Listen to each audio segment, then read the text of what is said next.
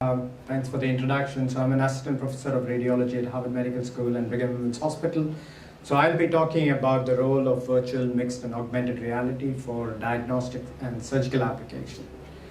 So what are the problems with surgery? So conventional surgery suffers from poor visualization. You're only able to see the surface of the anatomy.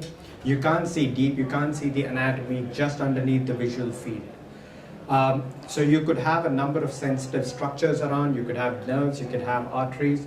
You could also, it also becomes very difficult to determine the boundaries of the tumor. So if you want to do surgery and excise the tumor, you need to know exactly where the tumor is, what the boundaries of the tumor are, in order to excise the entire tumor. So intraoperative imaging has become essential to improving the outcomes of the surgery.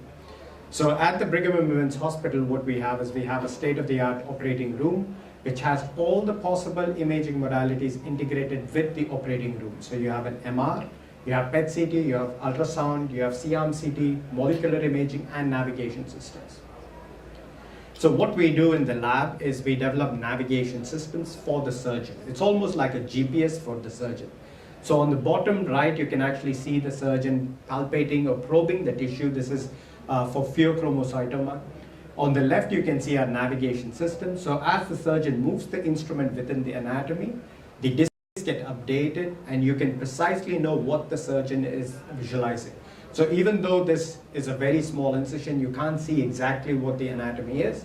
Using the navigation system, you can precisely localize the tumor or the pheochromocytoma. So in the navigation system, you can actually see the green models are what are the tumor models itself. Now, the problem with image-guided surgery is there's a tremendous amount of information that is provided to the surgeon in real time. So this is almost similar to what the pilot is seeing when they're in their cockpits itself. So as far as the medical application goes, the surgeons are typically having live thoracoscopic displays. So this is particularly for lung surgery, but it is almost similar for other types of surgery too. So in terms of for the IVATs or the lung surgery, you have the thoracoscopic display, you have diagnostic information, you have intraprocedural imaging, and you have the navigation system. So how do you combine all this information and provide it to the surgeon in real time and provide context-specific information? So what we were trying to address, the question that we are trying to address is how do you present this information intraoperatively without any information overload? So there are many, many different applications for virtual reality, mixed reality, and augmented reality for medical applications. We concentrate mainly on diagnostics and surgical planning and intraoperative guidance. So the first is for diagnostics and surgical planning. So what we had done was we had actually developed a virtual reality solution in order to diagnose lung nodules. So the typical way of diagnosing lung nodules is to see the growth of the nodules over time. So you take multiple images of the patient over 2 or 3 years, you have about 6 to 8 different images, and you see the growth of the nodule over time. That's the typical way of diagnosing malignancy of the nodule itself. But this becomes very hard because sometimes the texture of the nodule changes. And to identify this over time becomes very difficult. So you can actually see over here, this is actually a nodule, a very faint nodule, a lung nodule, which is called a ground glass opacity nodule. So what we have done is we have developed a virtual reality sort of solution which interfaces to the PACS. You can pull in multiple images of the patient in real time. You can create a wall of images around the physician. So this way the physician can scroll through, identify exactly where the nodule is, and look at the growth of the nodule over a period of time. So typically if you have physical monitors, you need multiple physical monitors around the user in order to do this. This becomes prohibitively difficult. So using the virtual reality device, you can bring in multiple images, 6 to 7 images, have a 180-degree field of view, identify the ground glass opacity nodule and the slight differences in the nodule texture as well as the size of the nodule itself. So what we had done was we had asked a few radiologists to evaluate this particular application. So we had 5 radiologists participate. We had 20 different nodules, varying from very difficult nodules to very easily identifiable nodules. What we had seen, we had compared the performance of the participants between the computer monitor and the virtual reality device. In all cases, the lesions were successfully determined. The time taken for the VR system was slightly more because it's a new system. Learning the system takes more time. We also quantified the user's performance using the NASA task load index, and we had a higher task load index for the VR system. What the system also allows you to do is to do collaborative radiology, where you have an expert or an attending radiologist look at a particular image. You can have a fellow or a novice looking at exactly the same images through the point of view of the expert radiologist. And this becomes very useful in a reading room where you have multiple radiologists collaborating on the same case. We also started exploring the use of the HoloLens to do surgical planning. So in a number of different cases, identifying the ideal approach, surgical approach, becomes very difficult. So what we do is we take the patient-specific models of patient-specific images of the from PACS. We create 3D models of the anatomy. In this case, the top right, you can actually see it's a transplant kidney with kidney stones within the kidney. The bottom left is a patient with a thoracic nodule, and the bottom right is a patient with skull-based defects. So what we have done is we have developed an application where this connects to a research interface, where we segment out the modules and we can push these models over Wi-Fi into the HoloLens itself. And this can be visualized intraoperatively during the surgery, just before the surgery, so that the surgeon can actually plan out the approach and then perform the surgery. So in this particular case, the patient had a skull defect, so the brain was actually percolating into the inner ear. This causes hearing defects as well as balance issues for the patient. So the typical way of doing it is a surgical repair of the skull defect of the temporal bone. So they go in, lift up the brain, and then place a seal just between the brain and the inner ear. So to identify the surgical approach, we started looking at augmented reality application to plan out the surgical approach.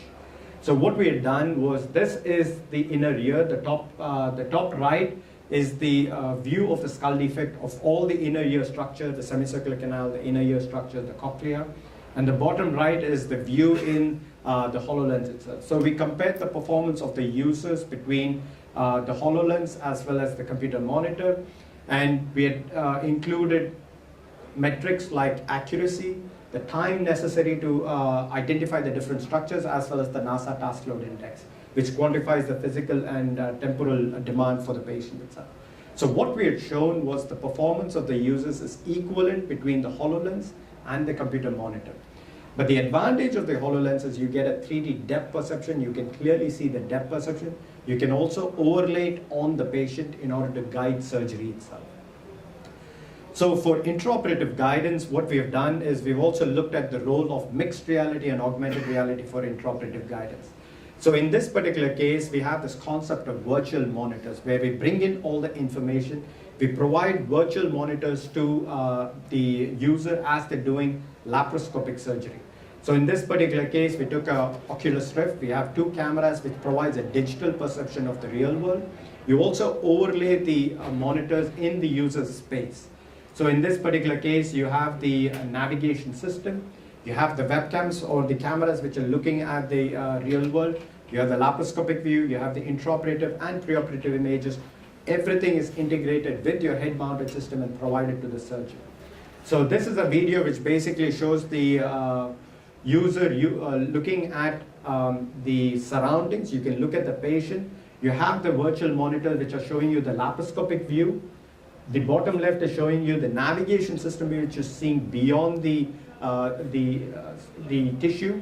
You can also pull in any of the intraoperative or preoperative images while you're doing surgery, so that you can scroll through the images, identify exactly where the nodule is, what the sensitive structures are, and perform the surgery based on this. So one of the things that we did was, being at a hospital, we also validated the performance of the application that we have developed. In this particular case, we had 16 surgeons actually test out the system.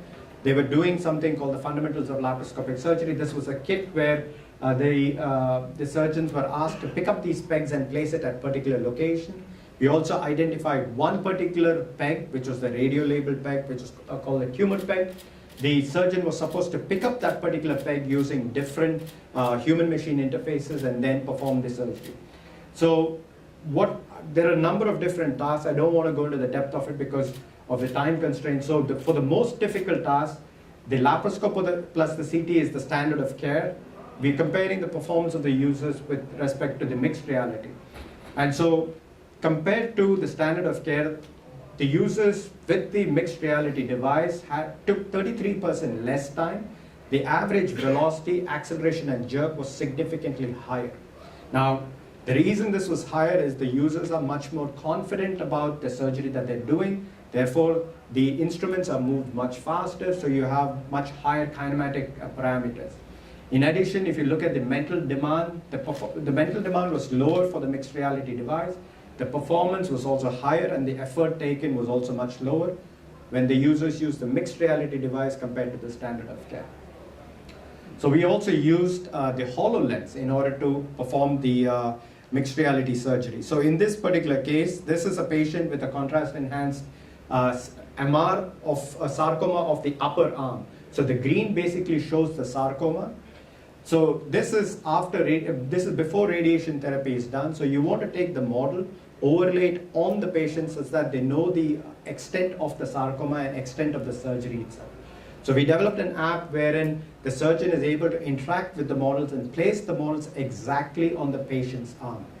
So once this is done, you have different ways in which you can turn down the opacity of the skin. You can look at just the sarcoma. You can look at the sensitive structures around. You can draw the outline of the sarcoma. So once this was done, it was given to the lead surgeon. The lead surgeon then aligns the model on the arm, then draws the outline of the sarcoma on the patient.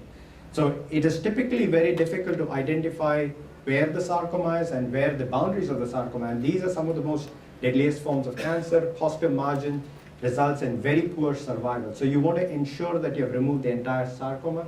So this is the surgeon looking through the HoloLens and identifying the extent of the sarcoma. So once this is done, the surgeon then tries to excise the entire sarcoma.